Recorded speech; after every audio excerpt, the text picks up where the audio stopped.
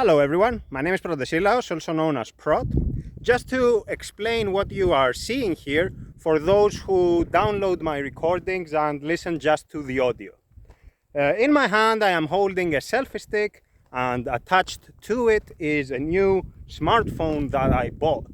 This smartphone is courtesy of a generous donation I received. I did not get permission to disclose the name of the donor, but if you are watching this and you want your name to be known, please tell me so, and I will include it in the publication that will embed this video on my website. So what I am doing here is a new format for my philosophical videos. I am walking and talking, and maybe I can show you a bit the view. I am in the great outdoors. I have been walking already for 25 minutes to reach this point, because many of the paths I normally take have rocky terrain and gravel, so it's kind of tricky to traverse those and also pay attention to the camera. Whereas here it is a dirt road, so it's safer in that regard. The topic I want to talk to you today about, so it's philosophy, as I said, is the working title, but maybe it will also be the final title, is meditation, walking, and acceptance. So, as I said, this is philosophy. And you may be asking, Protesilaos, Prot, what is going on? You said that you will talk about philosophy. What does walking have to do with that? What does such a banal activity have to do with such a sophisticated endeavor as philosophy? Please explain. Did the high altitude affect you? Is there not enough oxygen up there? What is going on? Don't worry, I'm fine. What is going on is that walking in itself has nothing philosophical about it. In the same way that knitting has nothing philosophical about it, or painting, or taking pictures of the countryside, etc. These are activities which anyone can pursue. You don't need any kind of philosophical training of any sort to pursue those activities. What matters then, and the connection between philosophy and walking or knitting or taking pictures or painting, etc., is one of intent. Why are you doing it? What is the intent behind it? What are you trying to achieve beside the apparent return value or whatever it is that this activity has? So beside walking, beside the benefits of viewing nature, of breathing fresh air, of exercising, is there something more that we can talk about in philosophical terms? Something for us to understand and to embed in our lifestyle, to make it our mode of living, our mode of operating, modus operandi and modus vivendi? I think there is, and this is the connection to the topic of meditation. Because when you are performing an activity of any sort that involves commitment and requires patience to be done properly, you necessarily have to work at a slower pace. You have to find out what your natural rhythms are, what your capacities are, what your limits are, and try to work within those constraints, with those capacities that you have. So walking already, from a matter of pacing, a matter of cadence, already imposes a slow rhythm. I want to go from my place, which was about 5 kilometers from here. I want to go to this other village, which is, I don't know how many kilometers now, but maybe 4 or 5. I cannot go speed running that distance. I cannot be there in 3 minutes while going on foot. I have to take it slow. I have to go at the pace that is normal for walking. Maybe That will take me 1 hour, maybe 2 hours, maybe 3 hours. It depends. But regardless of how long it takes, it definitely will be slower than what I would have liked in terms of speed running it. So I have to understand already, just by the act of walking, that there is an inherent constraint here, that there is a slower pace here. If I am not prepared for it, if I think that I will speed run it, I will lose my patience. I will feel disturbed. I will be like, oh, what's going on? It's been already 10 minutes. Why am I not there yet? I cannot take this anymore. And if you have that attitude of wanting immediate results, then of course you will be disturbed very quickly, because you will not be seeing the immediate results. Instead, you will be seeing more walking. And maybe I can show you now the field of view doesn't help, but it's now a steep slope. And then there is another one, an upward one. So you will have to bear with me. So the point is that walking, or any activity, as I said, that requires patience, teaches you exactly to take things slow. It teaches you that there is a natural rhythm that you have to follow, which is slower than the rhythms we are used to in our life, in our social life, in our economic realities, with our technological means.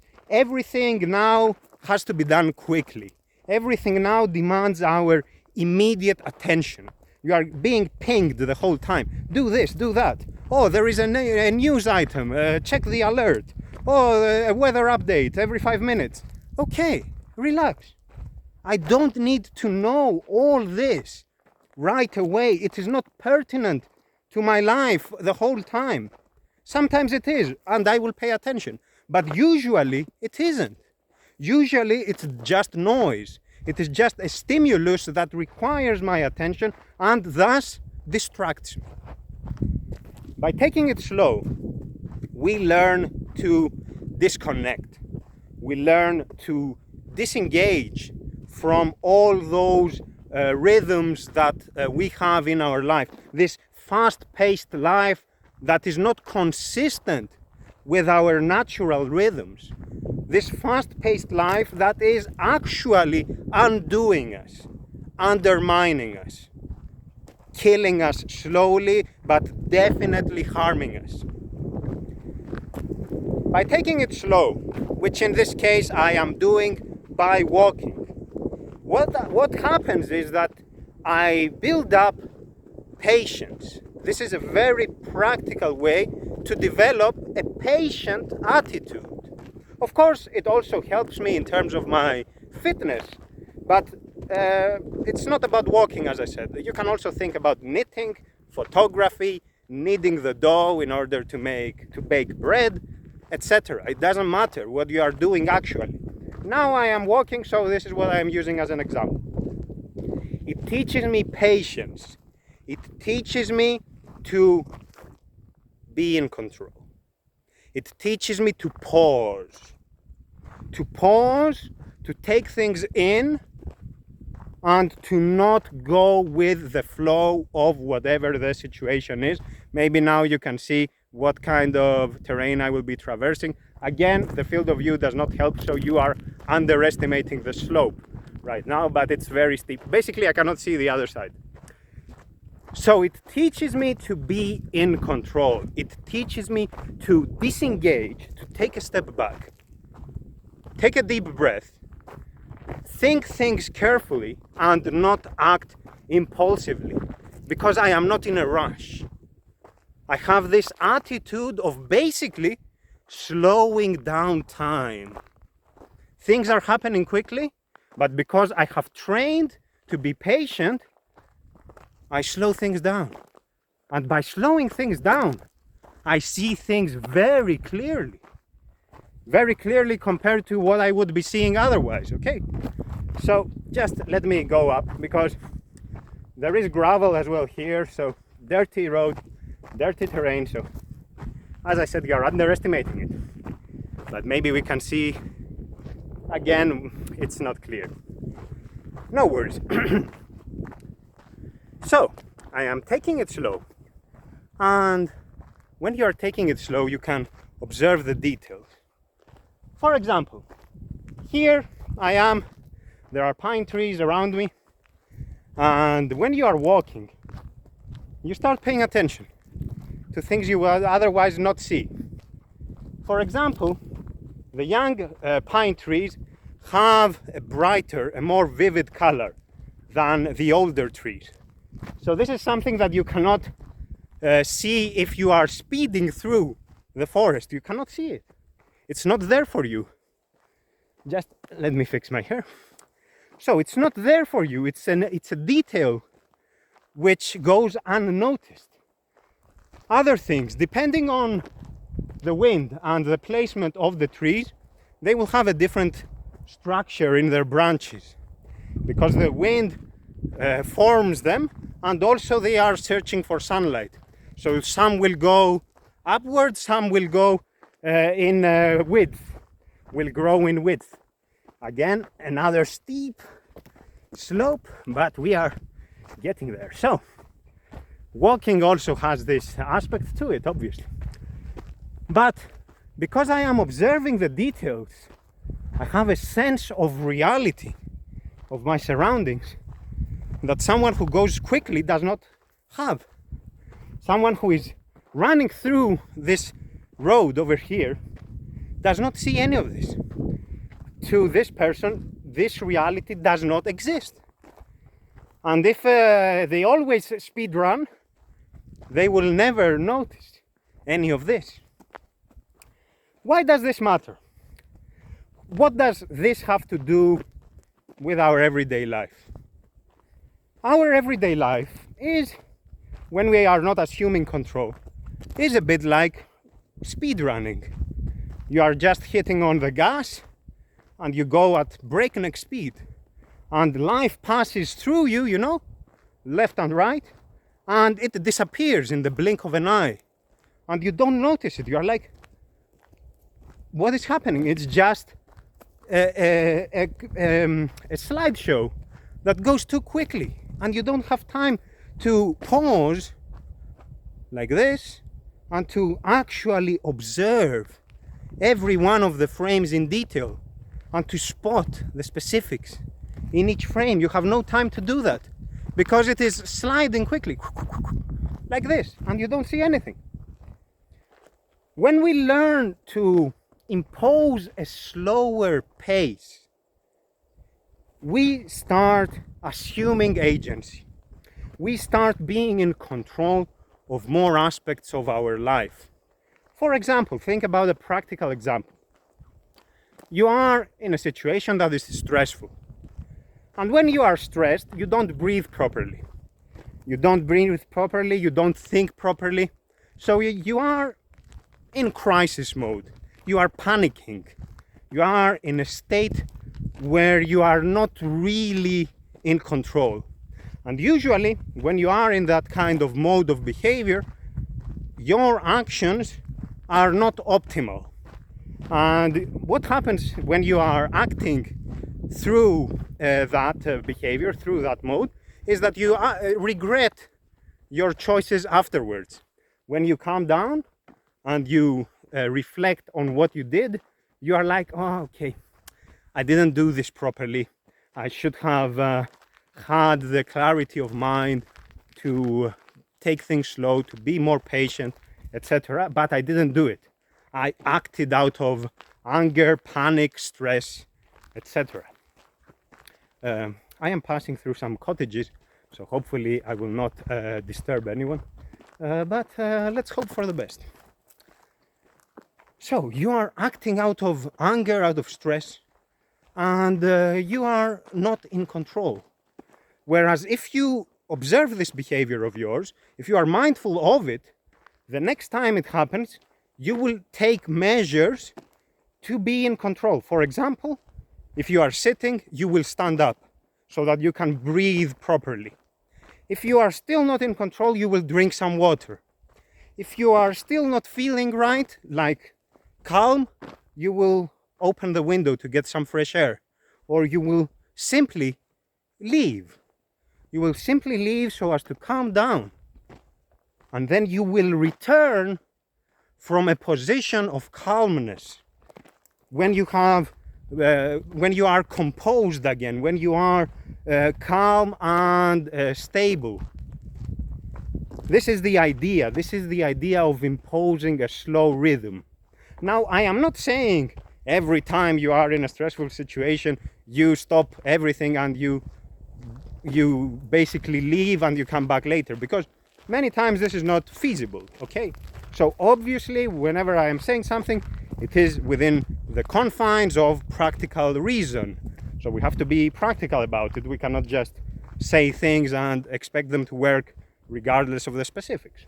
But the idea is that when we can impose at least some degree of control, we want to do it. When we can assume agency and not just go with the current, with the flow, we should try to do it. This is the idea, because when we do that, and when we are in control, we are closer, we are operating closer to our natural rhythms. And when we are operating closer to our natural rhythms, we are not feeling disturbed. We are not feeling unsettled. We are not feeling like somebody else is dragging us. And when somebody else is dragging us, for example, let's say that you cannot walk quickly, okay? And somebody ties you with a rope to a car, and this car starts speeding at, let's say, 10 kilometers per hour. You already cannot follow it, so you will suffer. It will start pulling you. You will start rolling. You will not be in control. So that will harm you, right? Even if it's just 10 kilometers per hour, it's still faster than your natural pace. It's the same idea with everything. If you are operating at with a level of stress, which is again not your natural rhythm, it's the same idea. The same with everything. So by walking or by performing any other kind of activity that requires patience, we start building this stamina on the one hand, and on the other hand, we get into the attitude, into the mindset, into the disposition of imposing control when we can, to the extent that we can, as always. So this is basically the lesson of walking. There is a movie called the Karate Kid. So there is this American lad, I forget the name of the boy, I think it's Daniel. Yeah, it's Daniel, yes, it's Daniel's son. And Daniel's son goes and finds Miyagi-san. So Miyagi is an old martial arts master, and Daniel wants to learn from Miyagi the secrets of martial arts. So he goes to Miyagi, and Daniel is like a petulant child. Dear sir, please teach me. I want to learn all those cool skills and beat everyone up. I want to be cool and impress my peers and my girlfriend and so on.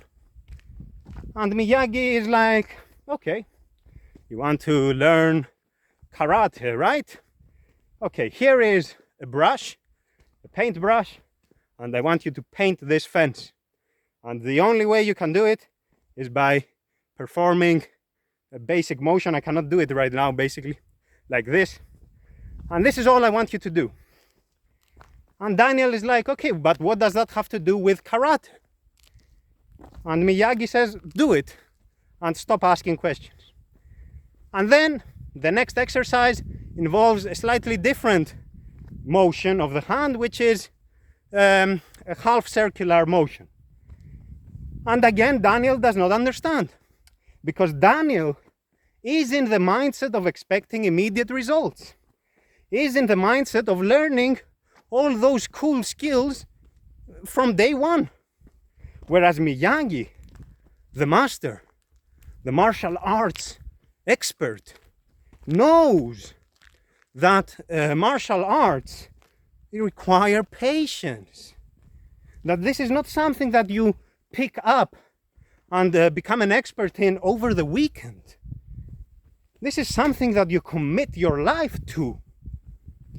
So what Miyagi is teaching Daniel with those exercises is patience.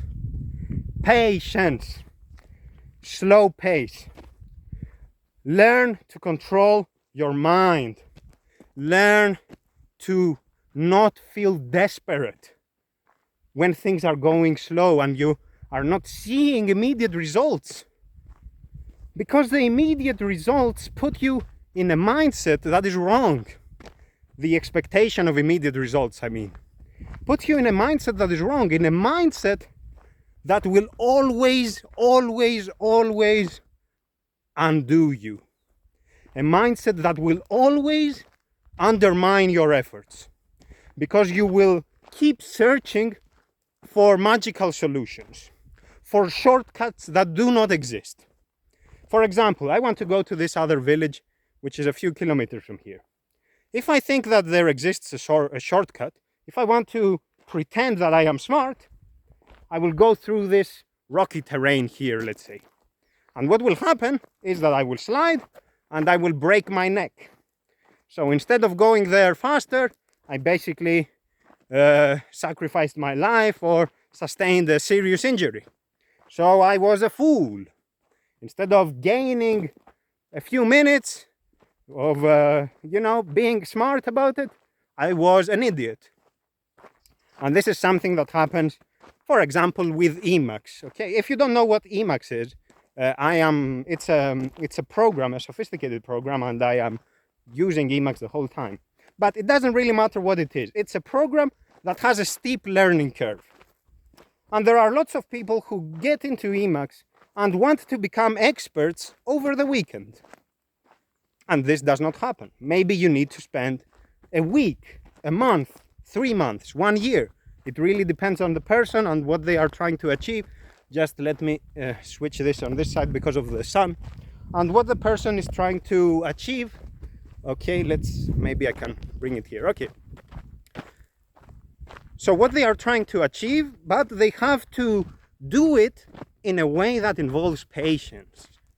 Otherwise, they are not doing anything because they are just copy-pasting things without understanding how they are pieced together and what their utility is. And then they go online and they complain, why isn't Emacs working? Why is it so idiosyncratic? Why must people do things this way? It is ridiculous. It's the same with everything. When you expect immediate results, you complain that the world is broken, whereas it is your mindset that is wrong. Your mindset is misguided. And I am not saying that, for example, with Emacs, things cannot be improved, okay? But please understand my point here, that you have to check your mindset. You have to be like Miyagi. Take it slow. Take it slow. Understand that there are no immediate results. Understand that if you want to walk from one village to the next, you might need 30 minutes, an hour, 2 hours, however long it takes. You cannot just teleport there. It doesn't happen. What can we do? The slow pace then. The slow pace teaches you patience, and by being in the habit of being patient, you are starting to develop this skill of imposing control. This skill where everything is seemingly being destroyed around you, everything is seemingly collapsing, and you are just there relaxed.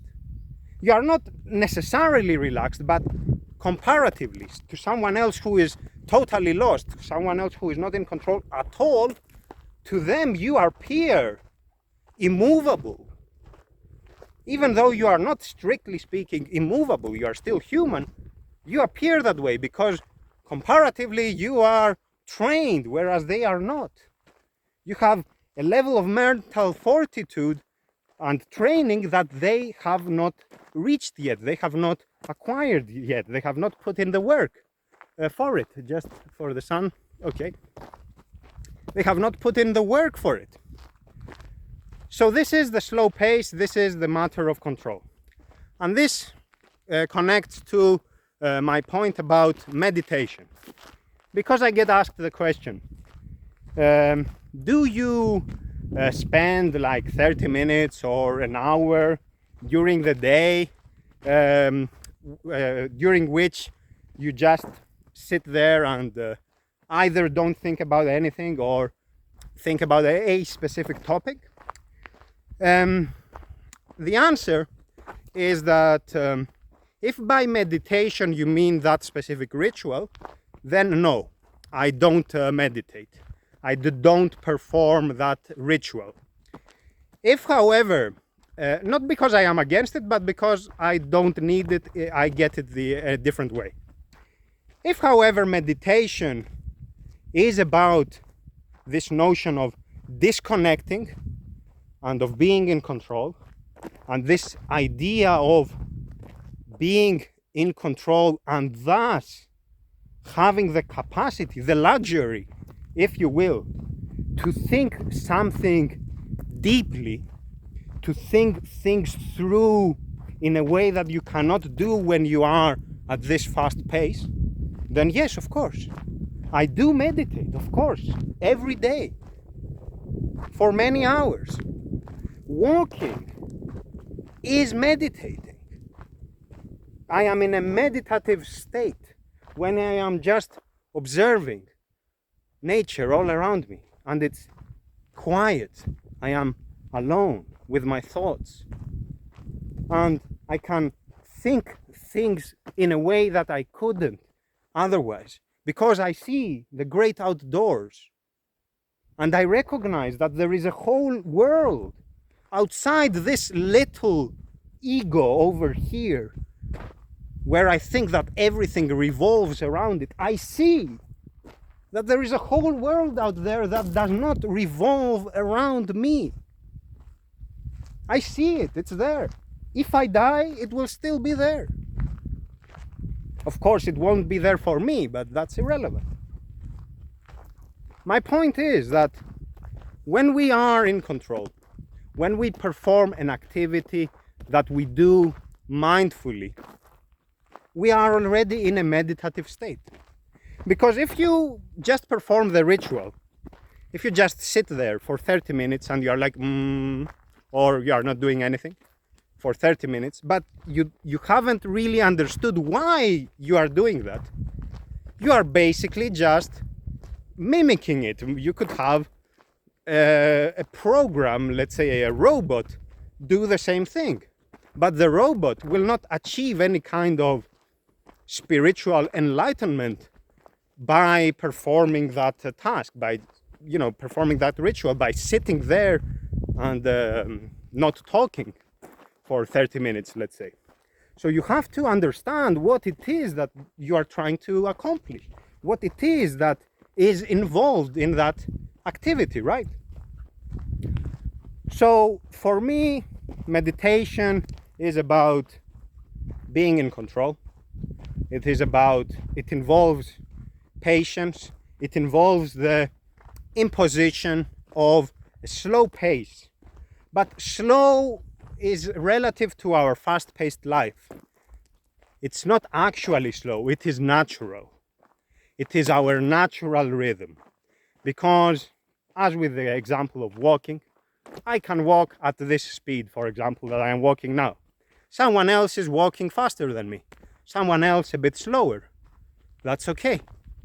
What matters is that each of us is walking at a pace that is natural for them. A pace that they can maintain and it will not harm them. If I have to run and do this for an extended period of time, it will tire me, it will wear me down. I won't be able to sustain it. But at this pace, I can keep doing it. By the way, again, it's a slope. So again, it's tricky, but I want to show you the other village since I am close.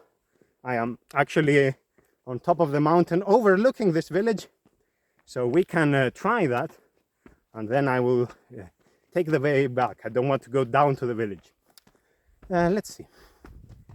We are almost there, so you can see it. And then I will continue on the point of meditation. But let's spend a second here, because as I said, this too is meditative. So, let's find a good spot.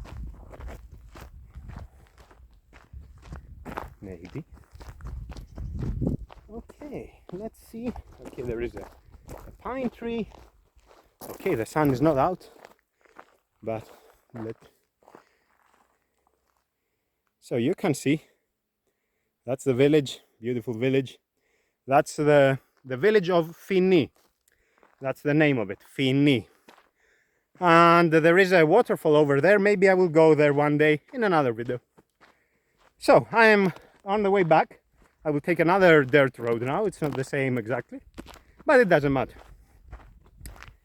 So meditation is about finding our natural rhythm, disconnecting from all those artificial, fast-paced processes that are not consistent with us. I say artificial because they don't spring from within. They are, for us, artificial. For us, they are not what our organism, what our constitution renders maintainable, sustainable, or even possible. So if we always try to operate at the pace of someone else, we suffer. It's a pace that is not our natural pace. And this is true for everything we do that is not natural for us. For example, you can see I am fairly skinny, okay? If I try to lift a big boulder, maybe there is a human who can lift a large boulder like this. So if I see that human and I am like, wow, that's strong, I will do the same now. And if I go and try to lift the boulder, what will happen is that it will crush me. So I was not aware of my limits, and I basically did something stupid because I didn't know what my limits are.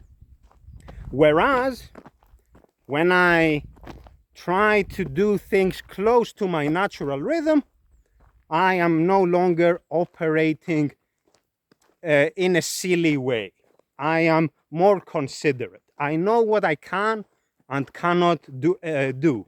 I know what I can and cannot endure.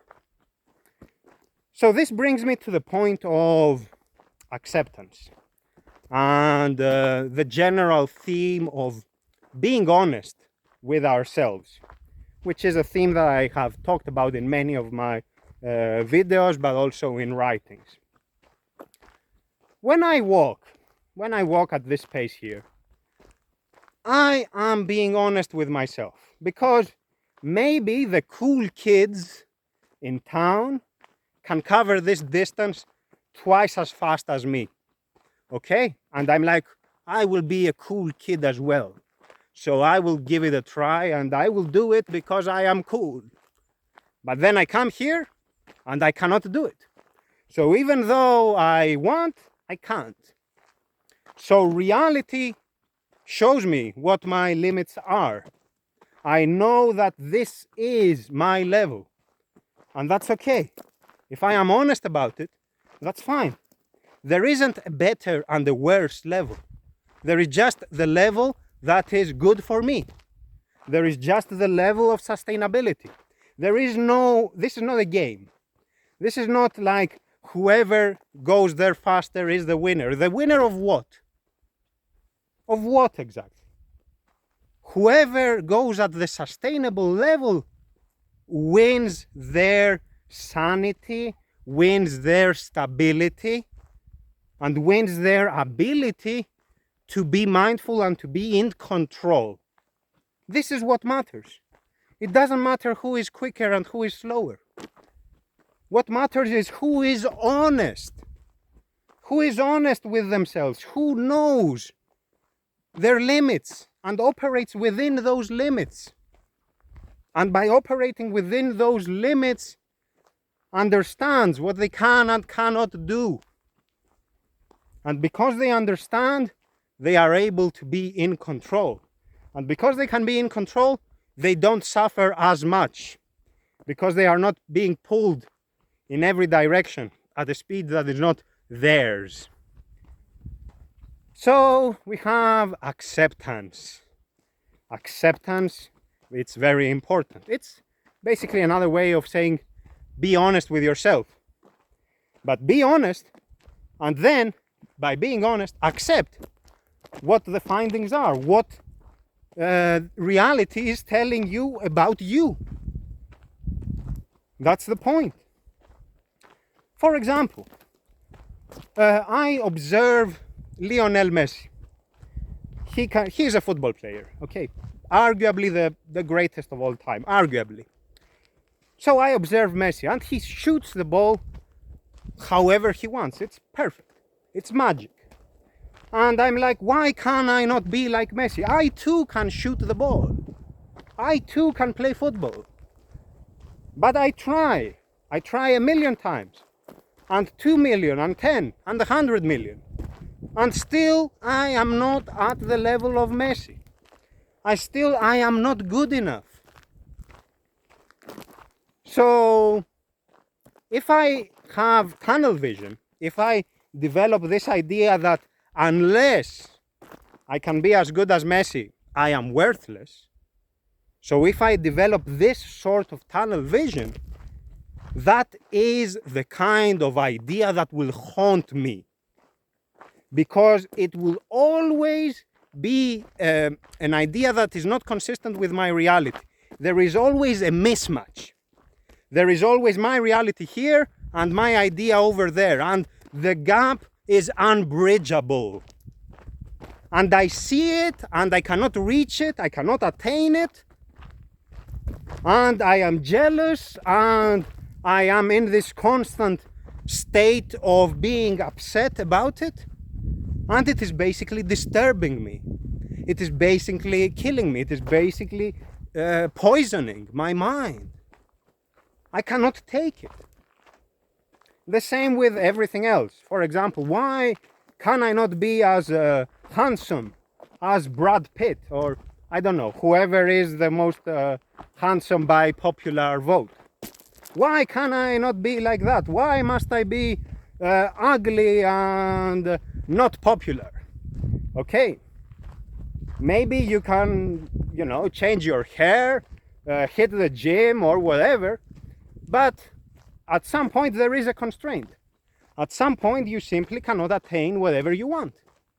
So either you will just juxtapose yourself with your object of desire, because you have developed this tunnel vision and you will suffer from it, or you will accept yourself. You will say, okay, this is who I am. This is what my condition renders possible. And by accepting it, I can work within those limits and I can make something out of it, because now I am in a position of control. Actually, I am strong now. Strong not in the conventional way, but in the sense that I am not taken, by the currents here and there. I am not moving with the wind, as it were. I am stable. And stability is something that we shouldn't take for granted. You think Messi, for example, is stable necessarily because he is a good footballer? You shouldn't think that. Maybe he is talented at one thing, but he is not also talented at everything. So there is a good chance that he is weak in some other way. So that's fine. Everybody is like that. We all have a unique set of talents. We are good at something and not so good at something else. We suffer when we do not recognize this. We suffer when we pretend to be good at everything, or when we pretend that we have no weaknesses. When we pretend that whatever it is that we are not good at is because simply it's a coincidence. We will fix it. We will be good at it when we want. It's simply because I didn't want to. Okay, but it's not like that. We have natural rhythms and natural constraints. To reach the point of acceptance, however, we have to proceed through trials and errors. Okay, I am not talking about complacency.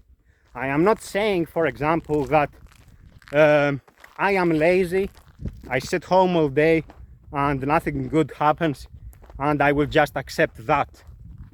This is what I am. No. I am saying that after I proceed through trials and errors, after I put myself to the test, okay, after I do all that, and I keep doing it, I will be in a position to know what I can and cannot do. So of course, being honest with myself involves being inquisitive. So I have to go searching for what the truth is. It's not just a given, it's not just there for me. I have to find it. So I have to be inquisitive, and I also have to be dubitative, meaning that I have to doubt what I get as a finding, or I have to doubt what I already have. Is what I have my real level? Is what I have the limits imposed upon my condition? Or is it something that will change with more effort, with more trials and more errors?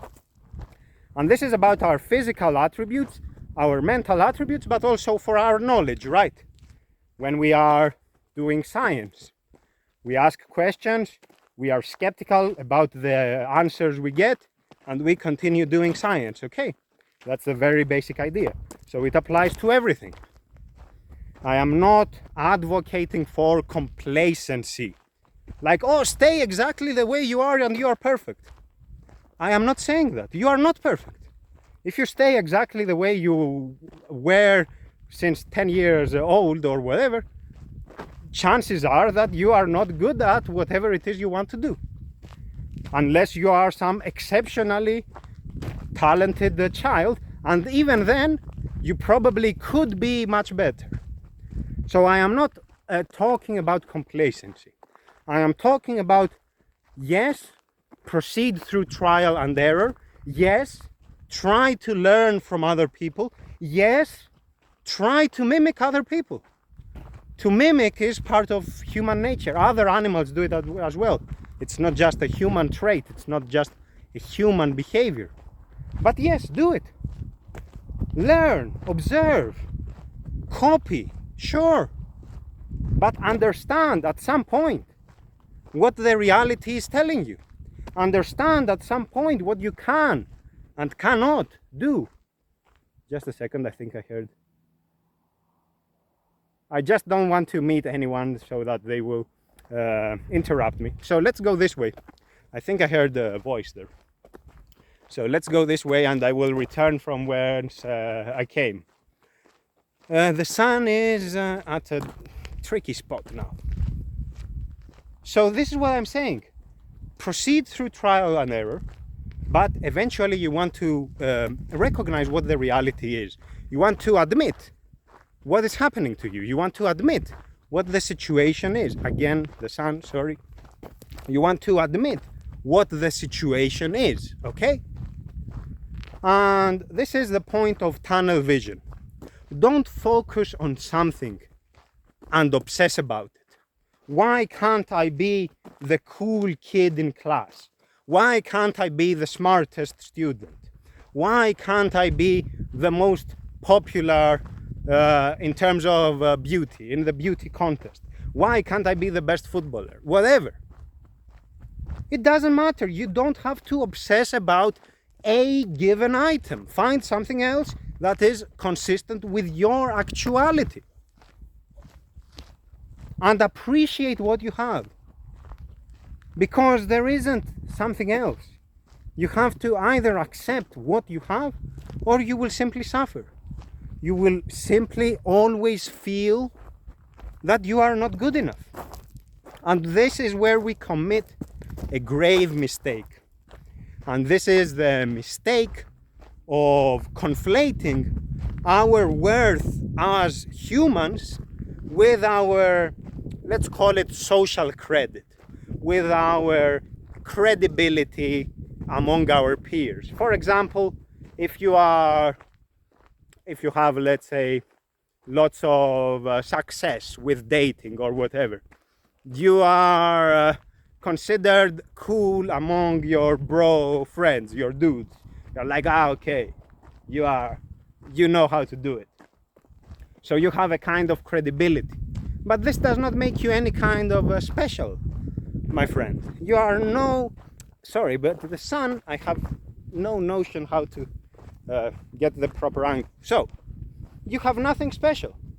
Okay, you are good at something, good conventionally, because your friends say you are good.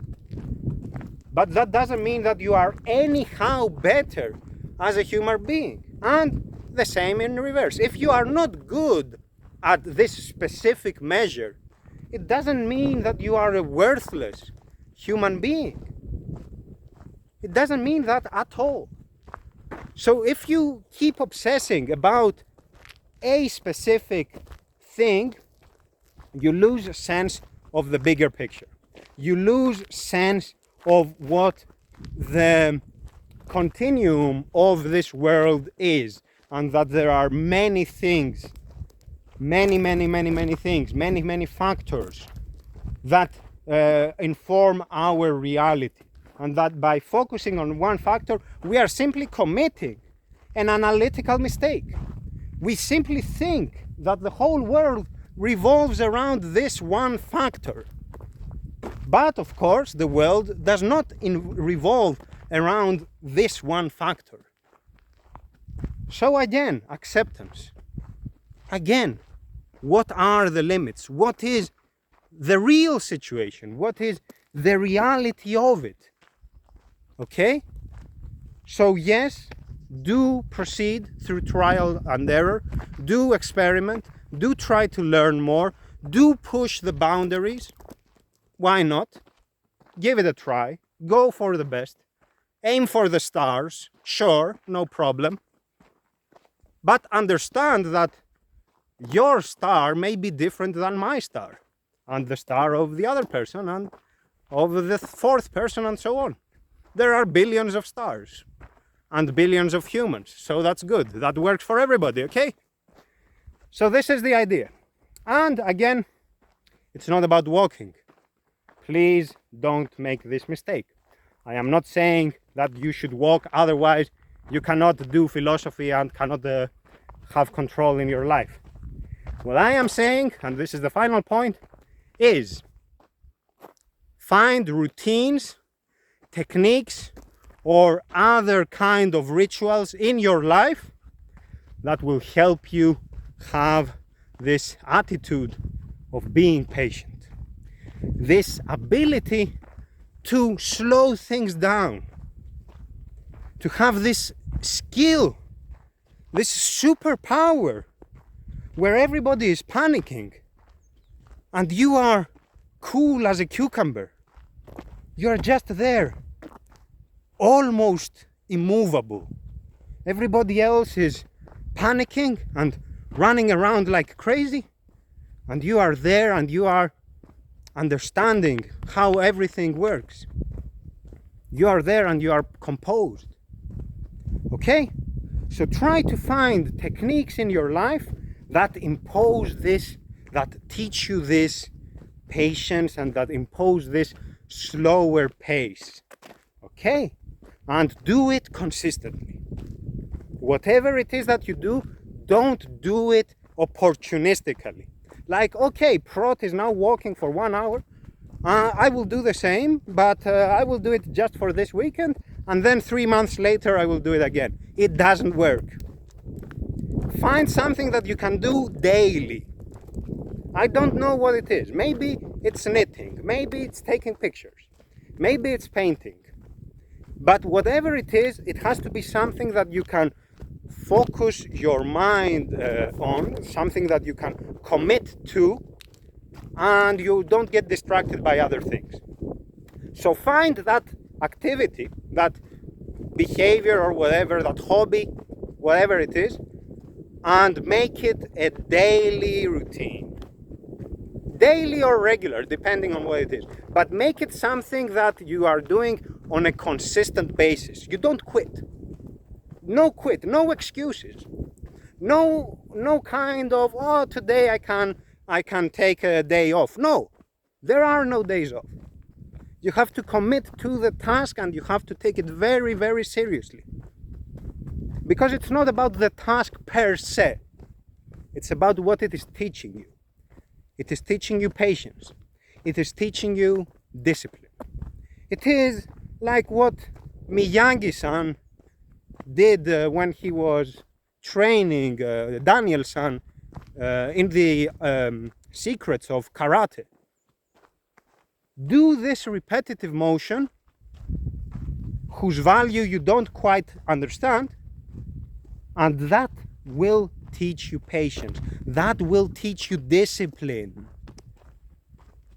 And when you have patience, when you have discipline, when you are in this habit of imposing a rhythm, when you are from this state of control now, from this position of control, from this state of mindfulness, of understanding what you are doing and why you are doing it, then you no longer suffer. Then you operate at your natural rhythm. Then you have accepted your reality. And you operate within those limits. And that's great. Because now you will no longer suffer. Now you will no longer dance to the rhythm of someone else. You will no longer react based on what someone else wants. Whatever you do, you will do it from within. It will be an impulse that emanates from within.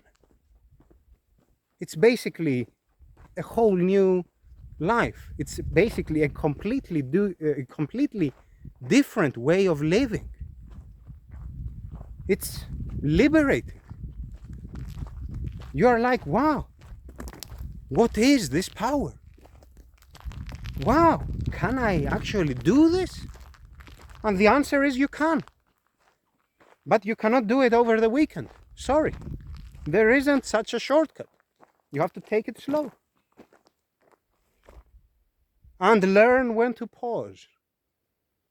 And learn when to continue. But always be consistent. Remain committed to the task. Don't have the weak mentality of quitting at the first difficulty. The weak mentality of expecting immediate results, magical solutions, teleporting from the start to the finish line. You cannot do that, my friend. So, this is all I had for you today, folks. Thank you very much for your attention. This is the first time I'm doing a video holding a selfie stick, so probably it's a bit awkward, a bit imperfect, but that's fine by me because all my videos are imperfect to some degree. I am not editing them. I am not doing any kind of post-processing or whatever. I am not really preparing. I don't have a transcript right here. And when I have a transcript in some other videos, it's basically I write it in the morning and then I read it right away. So I basically spend the whole day doing that video. But again, it's all in one go, as I have said before in a video about creativity and perfectionism. Anyhow, thank you very much for your attention, and I will talk to you next time. I don't know if all my videos will be like this. I don't know if I will be walking in every one of my videos, but maybe yes, maybe no. But it will be out in nature, that's for sure. Because I think it's good for me, and it's also good for you to just have a change of scenery, literally speaking, okay? So, Take care. Thank you very much for your attention, and goodbye. I just need to press the button here. Take care.